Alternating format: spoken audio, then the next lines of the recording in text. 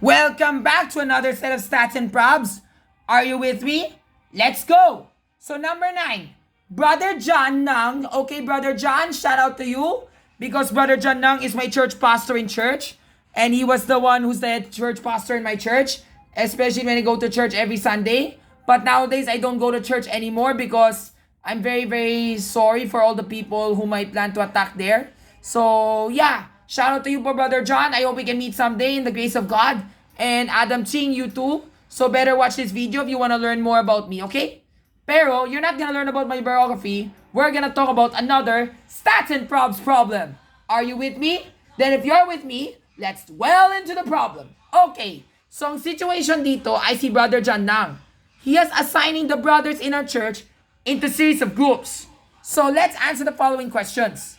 And Aya Amos, shout out to you too po because I remember you were asking me these questions if I were making these word problems myself. And Aya Amos, I'm sorry if I were not able to answer you because I was so busy. And the answer is yes, I am making those word problems. I really made those word problems just to test myself and to show this to all my viewers out there how intellectual I am in the stats and prob subject. So yeah, let's get to the problem. So letter A, there are 98,017,920 ways for him to make the seating arrangement of blank people when there are 7 chairs in a row.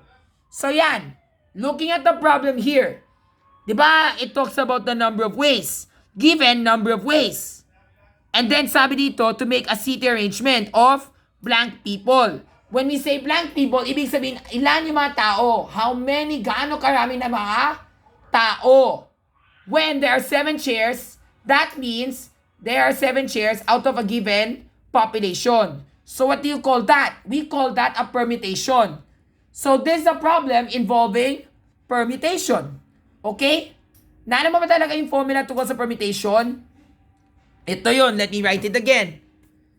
N factorial, N minus R factorial. Tama? Diba remember yung and then the answer, wait lang po ah. And then the answer that you will get is 98,070,920 ways. And there's 7 chairs. So therefore, di ba remember, we need to get rid of that n minus 7 factorial. So how do we do that? Nana mo yung n factorial that can be translated as n minus 1, n minus 2, n minus 3, n minus 4, n minus 5, n minus 6, and n minus 7. Di ba remember, ang n minus 7 factorial ay mag-cancel dito sa baba. Tama? And then, di ba remember, we need to get rid of the denominator. So, ang n minus 7 ay mawala na yun. Now, all we have to do is to solve for n. Di ba? Kung isa-solve mo for n, madali lang yun.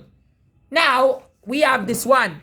n minus 1, n minus 2, n minus 3, n minus 4, n minus 5, and n minus 6 is equivalent to ilan? 98,017,920 ways. Tama? So we need to solve for n. Of course, if we are to distribute, this will take a long, long time to solve for it. And furthermore, it implies the application of integrated algebra or cubic functions or nth function or whatever types of quadratic function to solve for the value of n. Pero to make life easier, what would you rather do to this is to just factor. So you can just factor out the 98,070,920 ways. But I'm afraid because 98,070,920 ways is such a big number, so therefore, we need to use a calculator. Lucky for me, I have Microsoft Excel to help me there, so wala na akong problema. Remember, take note, ang gagawin mo, if you want to solve for n, it should match with the one on the left, such that when you get the highest number, which is the value of n, it should match. So let's say, for example, if this were 20, this would be 20 minus 1, 19, 18, 17, 16, 15, and 14. Dapat mag-match. Okay? So when we factor out this number, we should come up with different prime numbers such that the consecutive numbers, must be matching. Okay? So let's factor out. What can we factor this number by? How about let's divide it by 20? Kasi nga since this number is divided by 20, let's do it in Microsoft Excel. So doing that, 98,017,920 920 divide by 20. Let's see what do we get. Oh, we come up with 4,090,000. So we put here divide by 20. How about this one divide by 19? Kasi let's try divide by a number. Dapat consecutive numbers to. Oh, we end up with a decimal number. So hindi pwede, it's not divisible by 19. How about let's try higher? So how about let's divide this by 21? Yes, it gives us a number. So divisible by 21. Then try to divide this by 22. We got a whole number din. Kailangan dapat whole number kasi nga if you get a decimal, ibig sabihin that is not factorable. That will never yield a factorial number. Kasi nga ang dapat namin gagawin dito when we factor out the big number, we should come up with whole numbers such that the whole numbers must be factors of consecutive numbers that you multiply. And at the same time, they must match with your n-1, n-2, n-3 criteria. So we tried, so diba remember the first thing you do is to try 20. Diba we see a number that's divisible by 20? Because if you want to tell that if a number were divisible by 20, look at the last two digits. See if it's 20, 40, 60, 80, or 100. But since it's 20, so we divide by 20 itself. So tama. And then when we tried going down, we tried 19. It yields us to a decimal number. So therefore, hindi pwede. So try higher. Try higher, like 21. And yes, we did. Try 22. Yes, it also works din. How about let's try 23. Get the same number again, divide by 23. Yeah. Oh my goodness. I think that's not the right answer. Kasi nga dapat we're not supposed to get 23 there. Or maybe that's how it is. Kasi nga maybe that's where it stops kasi. Or maybe let's try dividing it by ano yun? Or maybe let's try dividing it by 3. Diba? Let's see. So this divided by 3, you should get this. Diba?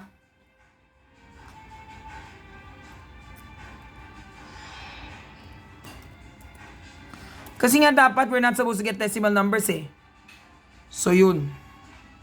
Tsaka as far as I can remember, that's supposed to be ano yun eh. 20, 21, 22. So we write this in factored form. This would be 4 times 5. This one would be 7 times 3. Tapos dito naman, this would be 11 times 2.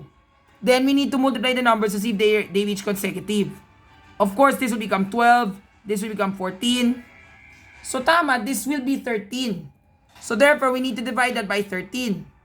So tama nga, this one has to be divisible by 13 to get the number. So tama, 13. Kasi nga sometimes, if you can't factor by that number, yeah, and if you get another decimal in both ways, try to factor out the numbers that you try to divide initially and see if you can come up with factor numbers. Like for example, remember you got 11. So we need to get 12. How do we get 12? 3 times 4 to give you 12. And then we need to get 14. So this one. So 14. So we need to get 13. So tama, this becomes 13. How about 816? Can we simply further factor it out? Yun ang tanong. Okay? This could be kind of tough. At saka, I think maybe siguro that's the answer for R. So yan. So therefore, this is 11. 4 times 3 to give it 12. And then we need to divide that by 13. So this one, 13. So this answer must be divisible by 13. And, oh my God, that's not the answer. I wait, kasi nga divide by 13 to. We already got 13. So therefore, 11, 12, 13. And then we already got 14. So 4 times 3, diba remember, 11 dito. Tapos 4 times 3, 12, 13, 14. So we need to divide this by 15. And in order for us to get 15, we need to divide this answer by 3. So dividing this by 3, we should get, ano yun, this answer, 272. So therefore, 3 times 5, that will get 15. So 11, 12, 13, 14, and 15. And the good news for 272, I know that's 16 times 7. So we try to divide this by 16. Tama, we should get 16 to 17. So it makes a match. So therefore, when we factor out on the right side, we should get 17 times 16 times 15 times 14 times 13 times 12 times 11. And do they match here? So therefore, n must be 17. So 17, 16, let's write it down. So diba remember, this is our answer, diba? N minus 2, n minus 3, n minus 4, n minus 5, and n minus 6 is equivalent to 17, 16, 15, 14, 13, 12, 11. So, if we plug in with our highest value, kasi nga, this number here should be our n. So, n is 17. So, 17 minus 1 is 16, 17 minus 2 is 15, 17 minus 3 is 15, is 14, 13, 12, 11. So, tama.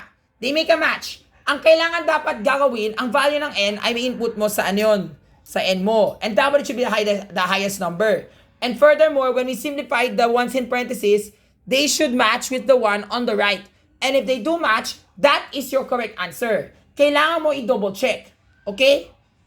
So, yun yung sagot. So, the answer is 17. So, therefore, the answer is, there are 98,920 ways for him to make a seating arrangement of 17 people. So, the answer is 17. 17 people. Okay? That's letter A. Now, letter B.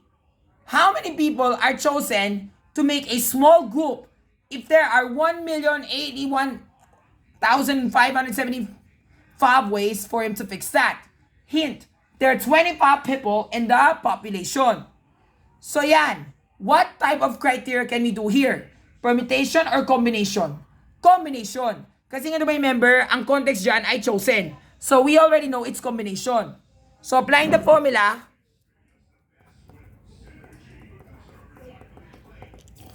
we should get this answer. And do I remember, there are 25 people in the population.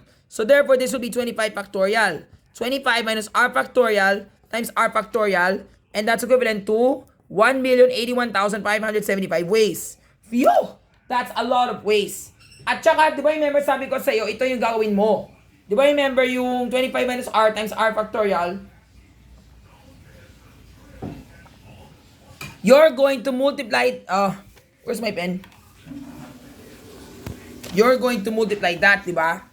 So, kailangan mo i-multiply. If you cannot find it anymore, you will have to, you will have to use another color. Use another color. Like, for example, use the color green. Use another different color. Do not use the violet, okay? Sige, Ruthie, let's go back to your stats and probs. Sorry. Okay. So now, di ba remember sabi ko dito, this is the formula. So, di ba remember, ang 25 times r factorial ay nang dito. So, di ba remember, 25 minus r factorial times r factorial is here. And this one cancels.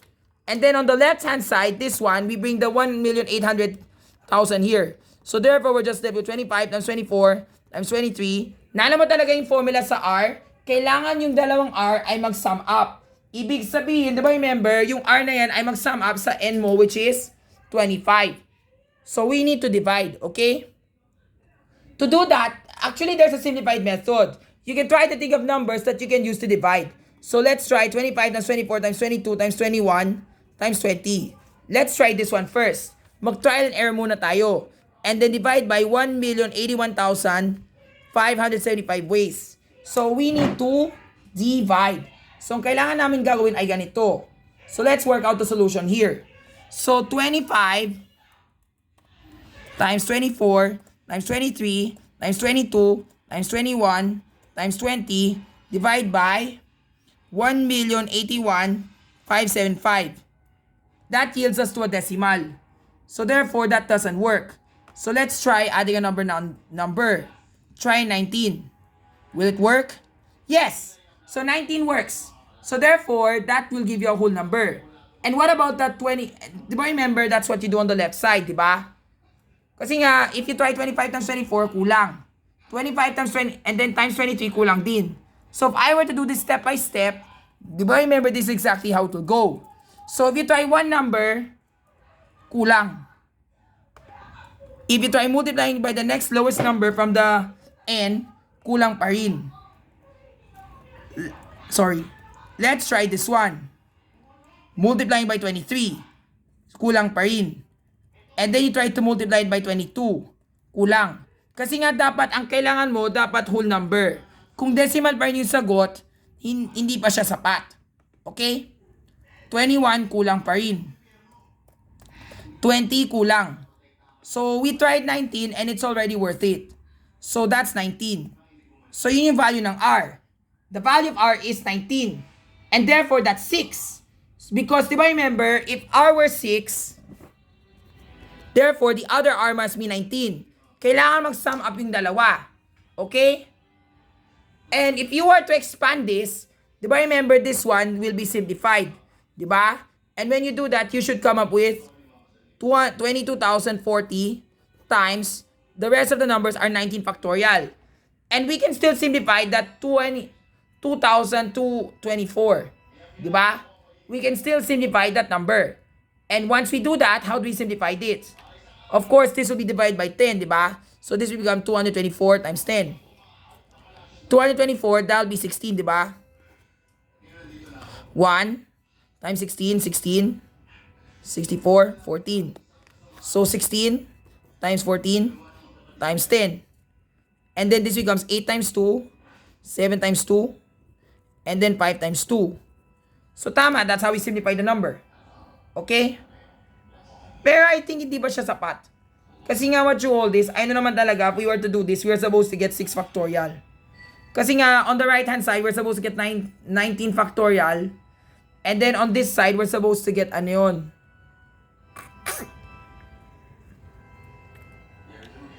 6 factorial. So we come up with 6 factorial. Of course, there's no 3 there. Kasi nga, di ba remember, 6 factorial, that's supposed to be 720.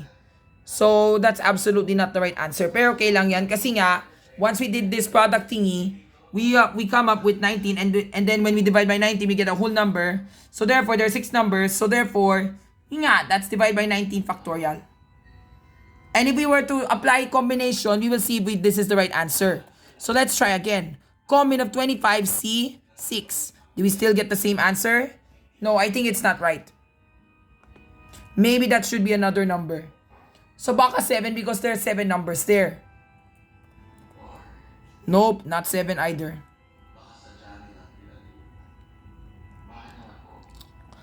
Baka malay mo yung 19 factorial, hindi pa siya yung sagot. Kasi di ba remember, nag-divide tayo ng ano yun? Di ba remember, 25 factorial divided by 8,165. Di ba? Of course, di ba remember, this should be your answer, di ba? Wait. Kasi di ba remember, ito yung mangyayari, di ba? So, di ba remember, we have this one. We have 24 times 25, 24, 25, 23, 22, 21 times 20 times 19. And then divide by this one, di ba? Di ba remember, that's the one that we got here. We multiplied it and then we divide by our sum. And then we should get this answer of 24,000, ano yun? 2,240 times, ano yun? Times 19 factorial. Ay, wait! Kasi nga, that's supposed to be 18 factorial pala. 18. Kasi nga may member from 20 and then from 19 and then that one cancels na. So therefore, that will be 18 factorial. So tama, that might be, ano yun? C18. So combine of 25 C18. Am I right? Mali eh. I do not know what's the problem. Kasi nga dapat, ang sagot dapat ay ito eh. What was the answer that I got ba? Or maybe we do trial and error na lang para mas mabilis. How about let's try 10? Nope. Let's try 9. Nope. Di pa siya sapat. Let's try 15. Di pa eh. It's more than that. So, kasi nga sabi ko dito, there are 25 people here in this population. And we need to solve for R. So, hindi pwede ang 1, 2, or 3. Kulang. So, dapat we try 7 and we get this answer. Di ba siya sapat? 4 million. So, tama nga. Baka manimot could be, ano yun? Could be 8. Tama! 8. 25 times 24 times 23 times 22 times 21 times 20 times 19. Tama! Yan! That's the right answer. 8. Kasi as far as I can remember, during the time gumawa ko ng problem, it's supposed to be 8. Kasi nga, di ba remember, ito yung ginawa ko. So, 25, this is the first number, 24, 23, 22, 21, 20, and then there's 19, then we divide that, then we divide by this number. And of course, the 18 factorial will still remain there. So therefore, this will be 22,040 times 18. So tama nga, di ba remember yung 18 factorial, that will be ano yun? That can still be simplified. So therefore, di ba remember, 28, 8 factorial, so that should be 17 factorial. Of course, this will be 17 factorial. Tama, and that's where the 3 and 6 will split. So therefore, dito, yung 8 times 2, times 7 times 2, times 5 times 2, of course, meron tayong 8 times 7. So 8, 7, tapos 6, 5, tapos may 4, 2 times 2 is 4, tapos may 3, times 2. So 8, 7, 6, 5, 2 times 2, 4, 3, 2. So tama, that the answer makes a match. So therefore, the answer is 8 factorial. So therefore, there are 8 people chosen. Yun yung sagot sa letter B. So therefore, for 19B, 8 people, okay, are chosen. Kaya nga to do this, if you have R missing, you have to make sure that the R is the same. And if in case it can't be divided out, you have to keep on dividing until you reach the whole number. Okay? And then you stop at 19, so therefore 18 factorial, and the 18 factorial will cancel. Then you try to factor out the left-hand side and try to see whatever numbers you can multiply consecutively, that'll give you a factorial to R.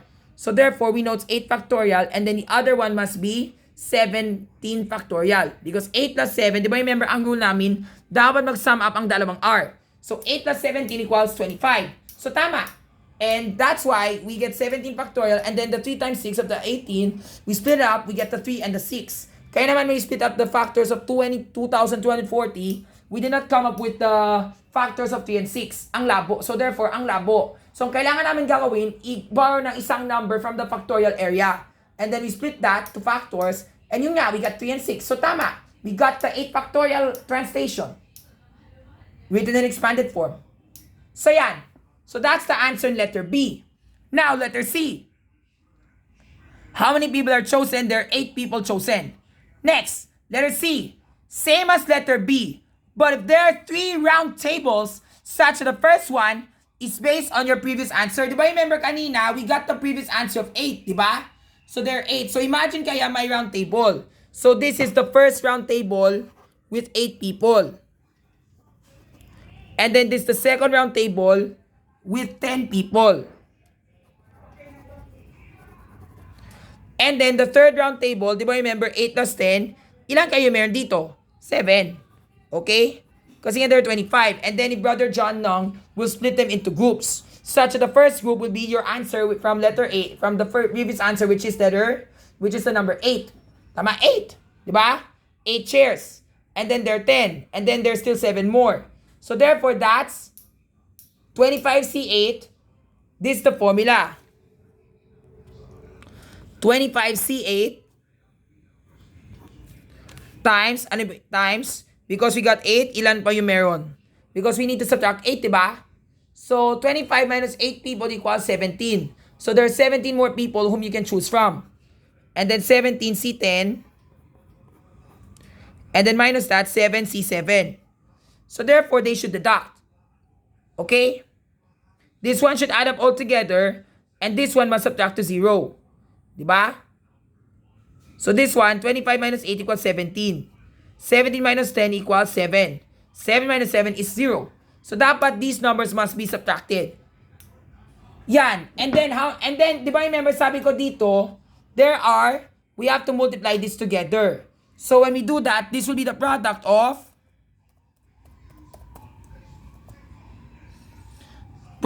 the combine of 25C8, di ba? And then the second combine is 17C10. Then the third one is combine of 7C7, which is 1.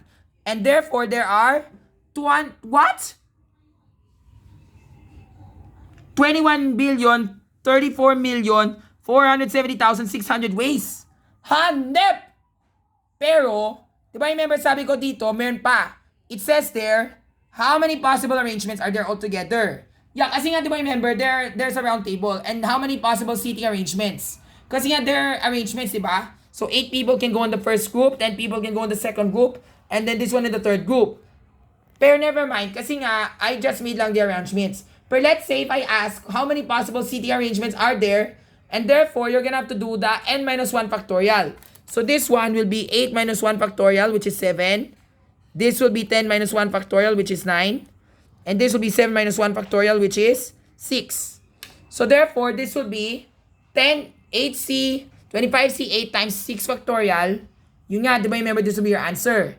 So the first group. So this will be the first group. Product of 25c8 combine of, siguro what you combine na lang. Combine of 25c8 times fact of 8 minus 1. You should get this answer. Then second group is equivalent to combine of 17c10 times the factorial of 10 minus 1 factorial. Diba? And then the third group, this is going to be 7c7. Combine of 7c7, or actually you don't need to write this anymore unless you just want to specify the emphasis, times 7 minus 1 factorial. Diba? That is the third arrangement. And then from there, because it's multiplication law, so we need to multiply. So diba, remember, we got already arrangements here. Diba? So from there, all we have to do is to multiply all the possible arrangements. Because it's an end rule. So, i-multiply na namin and we should get these number of arrangements. And yun nga, that's a really large number. So, that's the answer that we get in number 3. Okay? Next, letter D. There are 14 big brothers, 8 teens, and 11 kids. Find the probability that he will make a group of 6 people when three big bros are being involved in that group. Mabilis lang yun. Kasi nga diba, remember, Brother John now will make a group of 6 people. Diba? And there are 4 big brothers, 8 teens, so 20 plus 11 kids, that's 33. And he wants 3 big bros to be involved in that group. So this is probability condition. So therefore, ito yung gawin mo sa letter D. So letter D, 19D, is this answer. So ito yun. So the combine of, diba, remember the combine of success? What does he want? He wants the brothers, diba? The brothers to be there. He wants to have a group of 6 people. So 3 big brothers being involved. So 14c3, diba? Times the combine of failure, which is, ilan yung mga iba? And that is, ano yun? 8 plus 11, which is 17. So 17c3, diba? Divide by the total, which is, combine of 14 plus 17 is 33. 33C6, diba? And the answer that you will get is 22%. So that's the answer in letter D.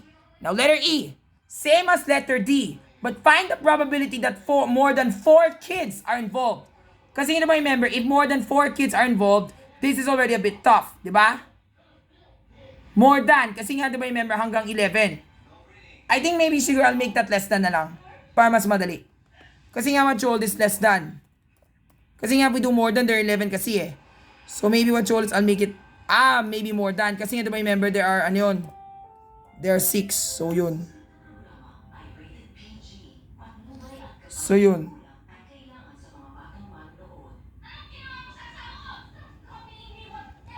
So, yan. So, more than 4 kids, that will be, ano yun? More than 4 kids. So, tama, we're gonna make a probability distribution like this. So, 4, 5, and 6, di ba? So, therefore, what is the probability of success? So, combine of, ilan yung mga bata doon? 6, di ba? Tama ba? 11. 11 kids. So, 11C, 4, which is this one. And then times, the combine of, ilan ba yung meron? 22. Because there are 22 more kids. 14 plus 8 is 22. See? And then we're going to make a brother of 6. 6 groups. So, 2. And then divide by, combine of, yun nga, 33C6. Yun na yung sagot. And then you also do the same here. Diba? You also do the same. Drag it where you don't need to type. But all you have to do is to edit. So 11C5, and then this common 22C2 will be 1. Diba? For the last one, this will be 6, and this will be 0. Then from there, isum na namin lahat. When we sum everything,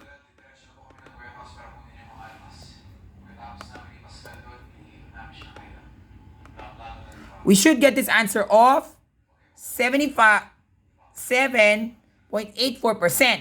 That is your answer in letter E. So that is letter D. Sorry if it were messy right now, but I'll fix that later, okay? So 19D, and then this is 19E. Okay? Last. Now, what about this one? Letter F.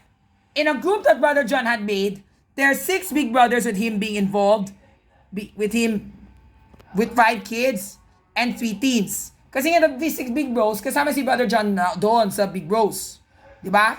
Kasama siya sa 6. And 5 kids and 3 teens. They are going to have a roundtable conference meeting. Find the probability that the kids must not sit beside each other. Ayan, so this is a circular permutation with a restriction. So, in order to do that, let's say for example, such that they can't be together, nalaman talaga yung formula such that they can be together. Remember the linear permutation? If you were to do this in linear permutation, the kids must sit beside each other. Diba? Remember yung green, that's the kids. And that's 3 factorial, diba? So, the 3 factorial pertains to the kids. Diba? And then, 6 plus 5, 11 factorial. And then, times 12. Because, diba, remember, there are 14, and then there are 12 ways that you can shift. Pero, if they're not sat beside each other, we need to subtract it from the total. Tama? So, therefore, this is 14 factorial minus your answer here. Okay? That is the answer. Pero kapag circular permutation, di ba remember sabi ko dito kapag circular permutation, wala na to. So therefore, wala na yung shift. So therefore, it's 3 factorial times 11 factorial, and then whatever your answer is there, subtract that from n minus 1 factorial, which is 14. So therefore, di ba remember, this n minus 1 factorial is 14 minus 1 factorial, which simplifies to 13 factorial. And then this subtracted by 3 factorial times 11 factorial. Diba? And then all divided by the total, which is 13 factorial. Because, diba, remember, that pertains to the total possible number of ways.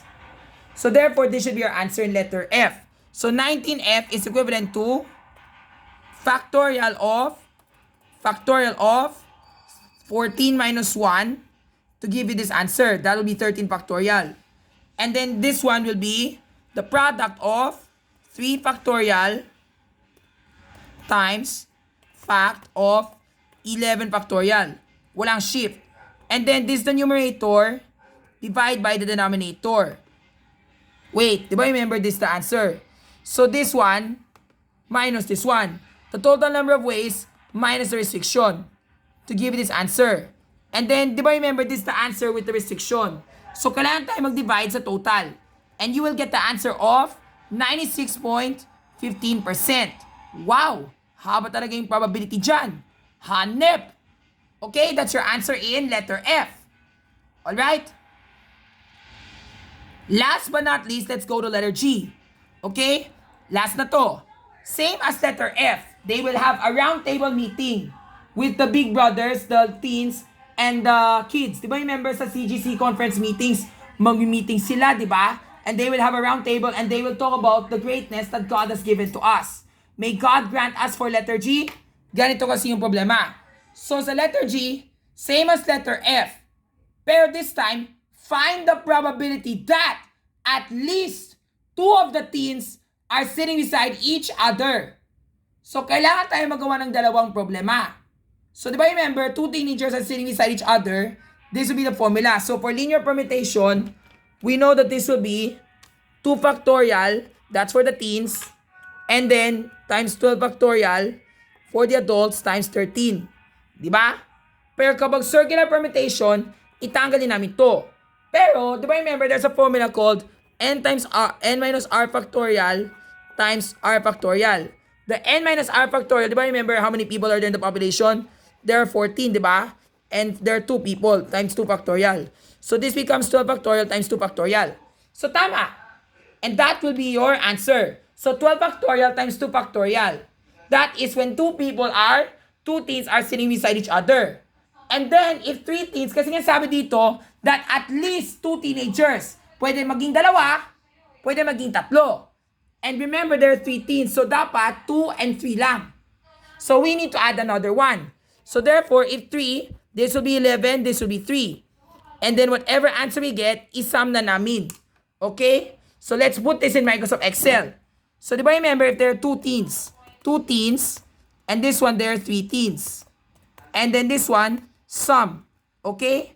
So we do factorial of 12 times factorial of 2.